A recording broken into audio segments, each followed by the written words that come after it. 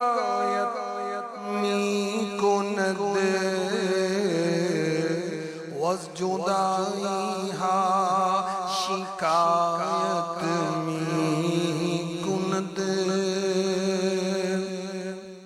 الحمد للہ رب العالمین والصلاة والسلام علی سید المرسلین اما بعد فاعوذ باللہ من الشیطان الرجیم بسم اللہ الرحمن الرحیم الصلاة والسلام علیک یا رسول اللہ وعلی آلک واصحابک یا حبیب اللہ الصلاة والسلام علیک یا نبی اللہ وعلی آلک واصحابک یا نور اللہ. میرے پیارے اسلامی بھائی اور مدنی چینل کے ناظرین، مدنی چینل کے پروگرام درس مثنوی شریف میں ایک مرتبہ پھر آپ کی خدمت میں حاضر ہیں. آئیے آج کے موضوع کی طرف بڑھنے سے پہلے اپنے آقا و مولا صلی اللہ تعالی علیہ وآلہ وسلم کی بارگاہ بے کس پناہ میں ہدیہ صلاۃ والسلام پیش کرنے کے بارے میں ایک روایت سننے کی سعادت حاصل کریں. نبی الانبیاء تاجدار ارض و سما حبیب کبریا مکی مدنی مصطفیٰ صلی اللہ تعالی علیہ وآلہ وسلم نے ارشاد فرمایا: زینوا مجالسکم بالصلاۃ علی فإن صلاتکم علی نور لکم یوم القیامہ. اپنی محفلوں کو مجھ پر درود پڑھ کر آراستہ کرو کہ تمہارا مجھ پر درود پڑھنا قیامت کے دن تمہارے لیے نور ہوگا. صلو علی الحبیب صلی اللہ تعالی علی محمد وعلی آلہ وصحبہ وبارک وسلم. میرے پیارے اسلامی بھائی اور مدنی چینل کے ناظرین، مولانا روم علیہ رحمۃ اللہ القیوم نے ایک مقام پر اپنے رب کی بارگاہ کی طرف، اس کی رحمتوں کی طرف، اس کی عنایتوں کی طرف توجہ کرنے کا ذہن دیا. بعض اوقات ایسا ہوتا ہے کہ بندہ امور دنیا ہی میں گم ہو کر رہ جاتا ہے، اور وہ جس طرف بھی نظر اٹھاتا ہے تو اس طرف اسے دنیا کے معاملات ہی منہ کھولے ہوئے اپنی طرف بڑھتے نظر آتے ہیں. یہ مسائل میں اس انداز میں الجھ جاتا ہے. آخرت کی فکر اس کو نہیں آتی، اللہ تعالی جل جلالہ کی رحمت کی طرف توجہ نہیں جاتی، اور اطاعت و فرما برداری کی طرف طبیعت کا میلان نہیں ہو پاتا. کچھ اس طرح کی مزید بھی کچھ آزمائشوں میں یہ بندہ دوچار رہتا ہے. تو آپ نے یہ ذہن دیتے ہوئے کہ آخرت ایک اٹل حقیقت ہے، قیامت ایک اٹل حقیقت ہے، اور تجھے ایک دن اس دنیا سے جانا ہے. سمجھانے والوں نے جس انداز میں سمجھایا نا کہ گر جہاں میں 100 برس تو جی بھی لے، قبر میں تنہا قیامت تک رہے. اور بارہا یہ جملے ہمارے کانوں سے ٹکرائے ہوں گے کہ ایک دن مرنا ہے آخر موت ہے، کر لے جو کرنا ہے آخر موت ہے. جگہ جی لگانے کی دنیا نہیں ہے، یہ عبرت کی جا ہے تماشا نہیں ہے. یہ باتیں بارہا ہم سنتے رہتے ہیں، لیکن جس طرح آنکھ آڑے کان، یہ محاورہ بھی بولا جاتا ہے، تو بعض اوقات ہماری کیفیت اس طرح کی ہو جاتی. ہم آنکھیں بند کر کے یہ سمجھتے ہیں کہ ہم وہ بالکل ایک طرف ہو گئے اور اب ہمارے سامنے کوئی ایسی چیز نہیں ہے جو آئے گی. آپ ارشاد فرماتے ہیں، دیکھ تیری آنکھیں بند کر لینے سے جو سامنے کی حقیقتیں ہیں ان کو جھٹلایا نہیں جا سکتا. تو خود آنکھیں بند کر لے، لیکن آنکھیں بند کر کے جب بھی آنکھ کو کھولے گا نا تو تیرے سامنے وہی حقیقتیں ہوں گی جن سے تیرا سامنا ہو رہا ہے. آپ ارشاد فرماتے ہیں، 2 سرے انگشت بر 2 چشم نہ، ہیچ بینی از جہاں انصاف دہ. فرماتے ہیں دونوں انگلیوں کے سرے کو اپنی دونوں آنکھوں پر رکھ. ایک آنکھیں بند کرنا اور ایک انگلیاں آگے رکھنا نا. آنکھیں بند کریں گے تو بعض اوقات وہ آنکھیں کچھ حرکت میں اوپر والا حصہ رہتا ہے اور کچھ نظر آ رہا ہوتا ہے. یا آنکھیں یوں اس انداز میں بند بھی کریں نا تو روشنی ہوگی تو کچھ نہ کچھ احساس ہو رہا ہوگا کہ روشنی ہے اور سامنے کچھ ہے. یعنی آنکھیں بند کرنے کے بعد بھی اگر یہ بندہ جاگ رہا ہے تو روشنی کا احساس اسے رہے گا. آپ ارشاد فرماتے ہیں 2 سرے انگشت، یعنی دونوں انگلیوں کے کنارے بر 2 چشم نہ، اپنے دونوں آنکھوں پر رکھ. اب آنکھ کا پردہ بھی بند ہے اور اوپر انگلی کے کنارے بھی ہیں، بالکل اندھیرا ہوگا، سامنے کوئی چیز نظر نہیں آئے گی۔ یہ تیرا آنکھیں بند کر لینا اس کا یہ مطلب نہیں ہے ہیچ بینی از جہاں انصاف دے کہ اب دنیا ختم ہو گئی۔ خود انگلیاں ہٹا کر دیکھے گا نا اور اپنے آپ سے پوچھے گا تو انصاف کا تقاضا بھی یہی ہے، تو خود انصاف کر لے، دنیا اپنی جگہ پر موجود ہے۔ تو جو حقیقت ہے نا اس حقیقت کو جھٹلایا نہیں جا سکتا، حقیقت سے کنارہ کشی نہیں کی جا سکتی، حقیقت سے منہ نہیں موڑا جا سکتا۔ ورنہ بینی این جہاں معدوم نیست، عیب جز انگشت نفس شوم نیست۔ کہتے ہیں یہ انگلیاں رکھ کر تو نے آنکھوں کو جو بند کیا تو اس کا مطلب یہ نہیں ہے کہ جہان معدوم ہو گیا، دنیا معدوم ہو گئی، دنیا ختم ہو گئی، دنیا فنا ہو گئی، اس کا یہ مطلب نہیں ہے۔ دنیا اپنی جگہ پر موجود ہے۔ وہ کبوتر اور بلی والی بھی بات آپ نے سنی ہوگی کہ جب بلی حملہ آور ہونے لگتی ہے نا تو کبوتر ایک دم آنکھیں بند کر لیتا ہے۔ آنکھیں بند کرنے کا یہ مطلب نہیں ہے کہ میں بلی کی نظروں سے اتنا دور چلا گیا کہ اب بلی مجھ پر حملہ آور ہو ہی نہیں سکتی۔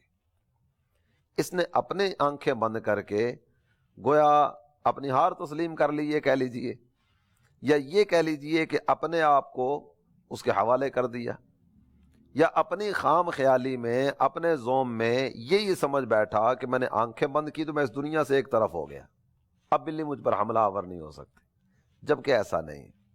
یہ آنکھیں بند کر کے دشمن کو موقع دے رہا ہے کہ آ اور مجھے کھا لے۔ اور کبھی ایسا نہیں ہوگا کہ کبوتر نے آنکھیں بند کر لی ہوں تو بلی اس کو چھوڑ دے کہ اب تو اس نے آنکھیں بند کر لی، اب اس کو کیا کہوں، اب اس پر حملہ کرنے کا کیا فائدہ ہے، اس نے تو آنکھیں بند کر لی ہیں۔ تو ایسا نہیں ہوتا، اس کو موقع ملا، وہ بڑی آسانی کے ساتھ حملہ آور ہو کر نہ اس کا کام تمام کر دے گی۔ تو آپ ارشاد فرماتے ہیں تو نے آنکھیں بند کی ہیں نا، تو اس کا مطلب یہ نہیں ہے کہ حقائق بدل گئے، اس کا یہ مطلب نہیں ہے کہ دنیا فنا ہو گئی، یہ صرف اور صرف یہ تیری انگلیوں کا قصور ہے کہ اس نے تیری آنکھوں پر پردہ ڈال دیا۔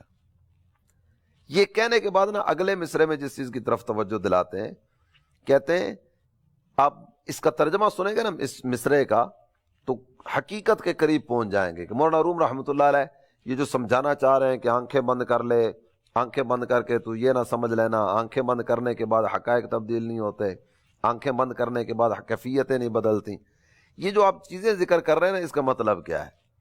کہتے ہیں تو نے آنکھیں بند کر لی نا اور تو نہیں دیکھتا تو اس کا مطلب یہ نہیں ہے کہ دنیا فنا ہو گئی ہے۔ عیب جز انگشت نفس شوم نیست، یہ تو منحوس نفس کی رکھی گئی انگلی کے عیب کے علاوہ کچھ بھی نہیں ہے۔ یہ نفس نے تجھے بولا بنا دی ہے، شیطان تجھے اپنی انگلیوں پر نچاتا چلا جا رہا ہے، اس کے علاوہ کچھ بھی نہیں ہے۔ یہ جو عیب ہے نا یہ نفس اور شیطان میں ہے کہ نفس اور شیطان یہ پردہ بن کے تیری آنکھوں کے سامنے آ گئے۔ نفس اور شیطان نے یوں پردہ تیرے سامنے رکھا کہ اب تیری طبیعت کا میلان ہی کسی اور چیز کی طرف ہو گیا، تو یہ سمجھنے لگا کہ یہ دنیا مٹنے والی نہیں ہے، یہ دنیا فنا ہونے والی نہیں ہے، جبکہ دنیا کی فنائیت یہ تو حقیقت ہے، کائنات کی ساری چیزوں کو فنا ہے، یہ تو ایک اٹل حقیقت۔ جس نے اس دنیا میں زندگی کا گنج پایا اسے موت کا رنج پہنچ کے رہا، جس نے زندگی کے پھول چنے نا بالآخر اسے موت کے کانٹے نے ضرور زخمی کیے، تو کن چکروں میں پڑ گیا؟ تیری عمر تو ہے ہی کیا، امم سابقہ میں نظر دوڑا کے دیکھنا پچھلی امتوں میں، تو پچھلی امتوں کی عمریں سینکڑوں سال ہوا کرتی تھی، کئی 100 سال عمر ہوا کرتی تھی، جو سینکڑوں سال عمر جس نے پالی انجام کار موت۔ الموت باب کل نفس داخلوها، الموت قدح کل نفس شاربوها، یہ تو ایک ایسا جام اور ایک ایسا پیالہ ہے جو ہر ایک نے پینا ہے، یہ تو ایک ایسا دروازہ ہے جس میں سے ہر ایک کو گزرنا پڑے گا۔ تو یہ جو آنکھ پر پردہ آیا نا یہ نفس کا پردہ ہے، یہ شیطان نے پردہ ڈال دیا ہے حقیقت سے دور کرنے کے لیے۔ تو ان چکروں میں نہ آ جانا، اپنے آپ کو سنبھالنا، اپنے آپ کو سمجھانا اور اپنے آپ کو اس انداز میں سمجھانا کہ مقصد حیات بھول نہ جائے۔ تو جس کام کے لیے اس دنیا میں آیا نا وہ کام تیری نظروں سے اوجھل نہ ہو جائے، بس اس بات کو یاد رکھنا۔ اور یہ کہنے کے بعد ارشاد فرماتے ہیں تو ز چشم انگشت را بردار ہی، واں گہانے ہر چمی خواہی ببی، خبردار آنکھ سے انگلی ہٹا لے۔ جب تک یہ انگلی تیری آنکھ پر رہے گی نا، اور یہ ہاتھ تیری آنکھ پر رہے گا، تیری آنکھ پر پردہ پڑا رہے گا، حقیقتیں تیرے سامنے منکشف نہیں ہو سکیں گی، تیرے سامنے پردہ رہے گا۔ اس انگلی کو ہٹا لے، نفس سے اپنے آپ جان چھڑا لے، شیطان کی چکر بازیوں سے اپنے آپ کو بچا لے۔ اگر ان سے بچنے میں کامیاب ہو گیا نا تو سن، پھر تو جو چاہے گا نا وہ تجھے نظر آ رہا ہوگا۔ ان دو چیزوں سے اپنے آپ کو بچا لے۔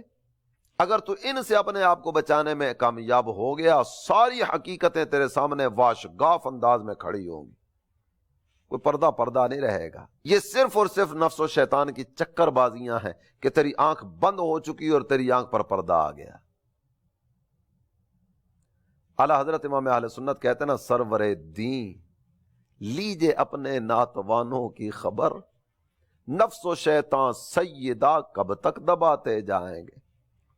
یعنی نفس و شیطان اگر دباتے چلے جائیں گے نا تو پھر یہ پردہ، اور یہ پردہ بھی دبیز پردے کی صورت میں آنکھوں پر آتا چلا جائے گا اور یہ ساری روشنیاں مٹاتا چلا جائے گا۔ آپ ارشاد فرماتے ہیں خبردار آنکھ سے انگلی ہٹا لے، نفس کی شرارتوں سے اپنے آپ کو بچا لے۔ میرے پیارے اسلامی بھائی اور مدنی چینل کے ناظرین، میں آپ کے سامنے سورہ اعراف کی ایک آیت کریمہ تلاوت کرنا چاہوں گا۔ سورہ اعراف میں اللہ تعالیٰ جل جلالہ نے ارشاد فرمایا وَلَقَدْ ذَرَأْنَا لِجَهَنَّمَ كَثِيرًا مِّنَ الْجِنِّ وَالْإِنسِ، جنوں میں بھی بہت بڑی تعداد جہنم میں جائے گی، انسانوں کی بھی بہت بڑی تعداد جہنم میں جائے گی۔ یہ جہنم میں جانے والے، قرآن پاک نے ان کے بارے میں جو چیزیں ذکر فرمائی نا، لَهُمْ قُلُوبٌ لَا يَفْقَهُونَ بِهَا، ان کے دل ہیں لیکن سمجھ نہیں ہے، دل ہیں لیکن دھڑکتے نہیں ہیں، یاد الہی میں مچلتے نہیں ہیں۔ وَلَهُمْ أَعْيُنٌ لَا يُبْصِرُونَ بِهَا، ان کی آنکھیں ہیں لیکن دکھائی ان کو کچھ بھی نہیں دیتا۔ جو دل ہدایت کی طرف مائل نہ ہو، کیا وہ بھی سمجھدار ہوا کرتا ہے؟ جو آنکھ حق دیکھنے کی طرف نہ آئے، کیا وہ آنکھ بھی دیکھنے والی ہوا کرتی ہے؟ پھر قرآن ارشاد فرماتا ہے وَلَهُمْ آذَانٌ لَا يَسْمَعُونَ بِهَا، ان کے کان ہیں لیکن سنائی کچھ نہیں دیتا۔ یہ کہنے کے بعد نا اللہ تعالی جل جلالہ نے ارشاد فرمایا اولئک کالانعام بل ہم اضل، یہ تو جانوروں کی طرح بلکہ ان سے بھی گئے گزرے ہیں۔ اولئک هم الغافلون، یہ وہ لوگ ہیں جو غفلت والے ہیں۔ اب غور فرمائیے گا، اللہ تعالی جل جلالہ نے آنکھیں عطا فرمائیں تاکہ حق کو دیکھ سکیں، کان عطا فرمائے تاکہ حق کو سن سکیں، دل دیا تاکہ حق کو سمجھ سکیں۔ تو یہ دل ہونے کے باوجود حق کو سمجھنے کی طرف نہیں آ سکے، آنکھ ہونے کے باوجود حق کو نہ دیکھ سکے، کان ہونے کے باوجود حق کو نہ سن سکے، تو جو حق نہ دیکھ سکے، حق نہ پہچان سکے، حق نہ سن سکے، حق نہ دیکھ سکے، جو حق کی معرفت حاصل کرنے کے لیے آگے نہ بڑھ سکے، یہ آدمی یہ تو جانوروں کی طرح بلکہ ان سے بھی گیا گزرا ہے۔ اگر آپ غور کریں، آپ ڈرائیو کر رہے ہو نا، روڈ پر جاتے ہوئے آگے کتا آ جائے، کتا ایک جانور ہے، رذیل سمجھی جانے والی مخلوق ہے، انتہائی منحوس اس کو سمجھا جاتا ہے، اور ایک عام سی مخلوق ہے۔ کتا آتا ہے، آپ نے جو ہی ہارن دیا نا، یہ سمجھدار نہیں ہے، لیکن اتنی سمجھ اس میں بھی ہے کہ یہ اپنی جان بچانے کے لیے فوراً ایک طرف ہو جائے گا، یا پیچھے کی طرف نکلے گا یا تیزی میں آگے کی طرف نکلے گا، اور اس کی یکدم رفتار کی تیزی یہ بتا رہی ہوتی ہے کہ یہ اپنی جان بچانے میں کتنا حریص۔ ایک ایسا جانور جس میں عقل نہیں ہے لیکن اسے اتنی تمیز ہے کہ مجھے اپنی جان بچانی ہے، وہ کتا ہو کر اپنی جان کی فکر میں ہے، اپنے آپ کو بچانے کی فکر میں، اور یہ اشرف المخلوقات انسان یہ اپنے آپ کو جہنم سے بچانے کی فکر نہ کرے، یہ اپنے آپ کو ہدایت کی طرف لانے کی فکر نہ کرے، یہ رب کی بارگاہ کی طرف متوجہ ہونے کی فکر نہ کرے۔ مولانا روم علیہ رحمۃ اللہ القیوم یہ بات ذکر کرنے کے بعد نا آگے حضرت نوح علیہ السلام آپ کی قوم کا تذکرہ کرتے ہیں۔ نوح را گفتند امت کو ثواب، گفت اوزاں سوئے وستغشو ثیاب۔ سورہ نوح میں حضرت نوح علیہ السلام نے اپنی قوم کے بارے میں کچھ بات ذکر فرمائی۔ آپ نے ایک سوال قائم کیا، مولانا روم رحمۃ اللہ علیہ نے، حضرت نوح علیہ السلام کی قوم اگر حضرت نوح علیہ السلام سے سوال کرے ہمارا ثواب کہاں گیا، ہمیں ثواب کیوں نہیں ملا، ہمیں ثواب ملنا چاہیے، تو حضرت نوح علیہ السلام جواب کیا دیں گے؟ وہی کلمات جو سورہ نوح میں ذکر کیے گئے نا، آپ نے ان کلمات کی طرف اشارہ کیا۔ حضرت نوح علیہ السلام اپنے رب کی بارگاہ میں عرض کرتے ہیں وَإِنِّي كُلَّمَا دَعَوْتُهُمْ لِتَغْفِرَ لَهُمْ جَعَلُوا أَصَابِعَهُمْ فِي آذَانِهِمْ وَاسْتَغْشَوْا ثِيَابَهُمْ، میرے مولا میں جب بھی ان کو دعوت دیتا ہوں نا تیری بارگاہ کی طرف بلاتا ہوں تاکہ تو ان کو بخش دے۔ نبی کا کام کیا ہوتا ہے؟ لوگوں کا ٹوٹا ہوا رشتہ اپنے رب کی بارگاہ سے جوڑنا۔ نبی تو اپنے رب کی بارگاہ کی طرف لانے کے لیے، اپنے رب کی بارگاہ میں جھکانے کے لیے آتے ہیں نا، لوگوں کو دعوت دیتے ہیں۔ آپ کسی بھی نبی کی سیرت کو پڑھیں نا، بالخصوص ہمارے آقا صلی اللہ تعالی علیہ وآلہ وسلم کی مبارک سیرت میں یہ چیز بہت زیادہ آپ کو نظر آئے گی۔ دشمن جان کے در پہ ہے، خون کا پیاسا ہے، طرح طرح سے اذیت رسانی کی صورت کی جاتی ہے، طرح طرح سے تکلیف پہنچانے کا سامان کیا جاتا ہے، لیکن اللہ کے نبی ساری تکلیفوں کو برداشت کرتے ہوئے نا بس ایک ہی فکر ہوتی ہے، یہ اپنے رب کے اطاعت گزار بندے کیوں نہیں بنتے، یہ اپنے رب کی فرما برداری کی طرف کیوں نہیں آتے۔ سرکار دو عالم صلی اللہ تعالی علیہ وآلہ وسلم کی مبارک زندگی میں بارہا یہ جملہ آپ کی زبان پر آیا، یا ایھا الناس قولوا لا الہ الا اللہ تفلحون، اے لوگوں کہہ دو کہ اللہ کے سوا کوئی عبادت کے لائق نہیں ہے، فلاح پا جاؤ گے۔ یہ ان کو کہا جا رہا ہے جو طرح طرح کی تکلیفیں پہنچا رہے ہیں، جو طرح طرح سے آزمائش کا سبب بنتے چلے جا رہے ہیں۔ میرے آقا ان کو کہہ رہے ہیں کلمہ پڑھ لو، یہ کہہ دو کہ اللہ کے سوا کوئی عبادت کے لائق نہیں ہے، دیکھو فلاح پا جاؤ گے، کامیاب ہو جاؤ گے، رب کی بندگی بجا لانے کی طرف آ جاؤ۔ حضرت نوح علیہ السلام کہتے ہیں میرے مولا میں نے جب بھی ایمان کی دعوت دیتا ہوں، اسلام کی دعوت دیتا ہوں، جب بھی ان کو پیغام حق پہنچاتا ہوں، میرا مقصد کیا ہے؟ لِتَغْفِرَ لَهُمْ، تاکہ تو ان کو بخش دے۔ الہ العالمین میں تیری بارگاہ کی طرف ان کو متوجہ کرنے کی کوشش کرتا ہوں، لیکن ان کا انداز کیا ہے؟ جعلوا اصابعہم فی آذانہم، یہ اپنے کانوں میں انگلیاں دے دیتے ہیں تاکہ حق کی بات ہمارے کان میں نہ ٹکرائے، حق کی بات ہمارے کانوں میں نہ آئے۔ اور وَاسْتَغْشَوْا ثِيَابَهُمْ، یہ اپنی آنکھوں پر کپڑا ڈال لیتے ہیں۔ نبی کے چہرے کو دیکھنا یہ بھی ہدایت کے حصول کا ذریعہ بنتا ہے نا، یہ اپنا چہرہ ڈھک لیا کرتے تاکہ نبی کے چہرے پر نظر ہی نہ پڑے۔ کتنے کافر اس طرح کے، سرکار دو عالم صلی اللہ تعالی علیہ وسلم کا چہرہ دیکھا نا، صرف چہرہ دیکھا، چہرہ دیکھتے ان کی زبان پر آیا یہ چہرہ یہ کسی جھوٹے کا چہرہ نہیں ہو سکتا۔ چہرہ دیکھ کر کلمہ پڑھ کر مسلمان ہو گئے۔ ان کا انداز کیا ہے؟ کانوں میں انگلیاں دے لی، چہرے پر کپڑا ڈال دیا۔ کیوں؟ تاکہ کسی بھی انداز میں نہ حق ہماری نظروں میں آ سکے، نہ حق ہمارے کانوں سے ٹکرا سکے۔ اب اگر یہ قوم آ کر سوال کرتی ہے اے اللہ کے نبی ہمارا ثواب کہاں گیا، ہم رحمت الہی سے محروم کیوں ہوئے، ہمیں اللہ تعالی جل جلالہ کی طرف سے نوازشات سے حصہ کیوں نہیں ملا، تو جواب کیا ملے گا؟ حضرت نوح علیہ السلام کا جواب یہی ہوگا کہ وَاسْتَغْشَوْا ثِيَابَهُمْ، وہ جو تمہارا انداز تھا نا اپنے چہرے ڈھک لینے والا، اپنے کانوں میں انگلیاں ڈال لینے والا، یہ سبب بنا کہ تم ثواب سے محروم کر دیے گئے۔ تمہیں اس وجہ سے ثواب نہیں ملا، تم اس وجہ سے رحمت الہی سے محروم ہو گئے ہو۔ تو میرے مدنی چینل کے ناظرین آئیے حق کو پہچانیں، اپنے رب کی محبت کو اپنے دل میں جگا دیں، مصطفیٰ جان رحمت صلی اللہ تعالی علیہ وآلہ وسلم کی محبت کو اپنے دل میں جگا دیں اور مقصد حیات کی طرف توجہ کریں۔ اور اگلے شعر میں مولانا روم رحمۃ اللہ علیہ ذکر کرتے ہیں رو و سر در جامہا پیچیدہ عید لا جرم با دیدہ و نادیدہ عید، کہتے تم نے منہ اور سر کپڑوں میں لپیٹ لیا تھا، اے ثواب کی بات کرنے والو، اے اللہ کی رحمت کی طلب کی بات کرنے والو، تم نے اپنا منہ اور سر یہ تو کپڑے میں لپیٹ رکھا تھا۔ جب تم نے منہ اور سر کو کپڑے میں لپیٹ لیا اور آنکھ والا ہونے کے باوجود تم نابینا بن گئے، اب یہ سوال لے کر میرے پاس کیوں آئے ہو؟ اللہ نے بینائی دی تھی نا، یہ آنکھ تو اس لیے دی گئی تھی تاکہ تم حق کو دیکھو، حق کو پہچانو۔ جب تم نے حق دیکھنے کی بجائے آنکھ ہی کو بند کر لیا تو اب کیسا ثواب، اب کیسی رحمت سے حصے داری؟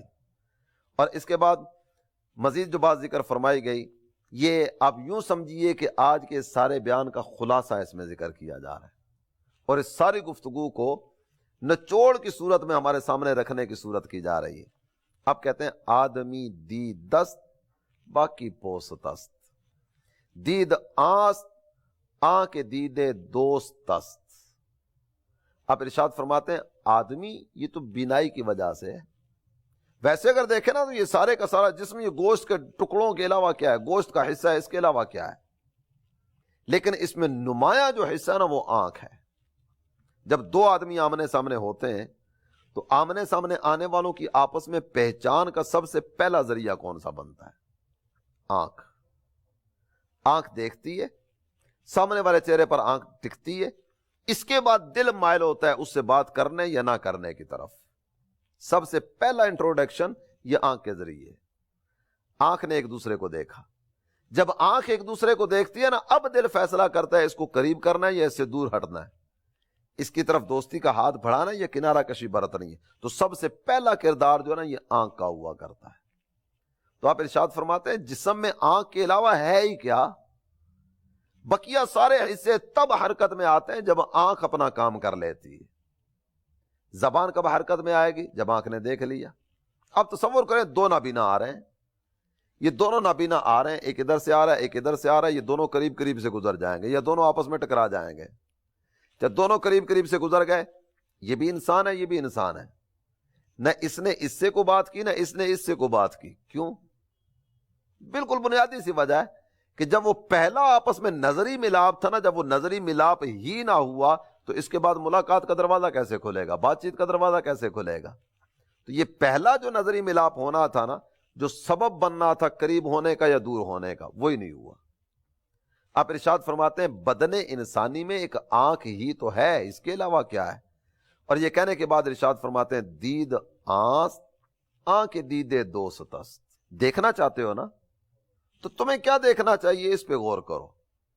آپ ارشاد فرماتے ہیں دیکھنا ہے تو صرف اور صرف رخ محبوب کو دیکھو، دیکھنا ہے تو حق کو دیکھو، دیکھنا ہے تو حق کو پہچاننے کے لیے نظر اٹھاؤ۔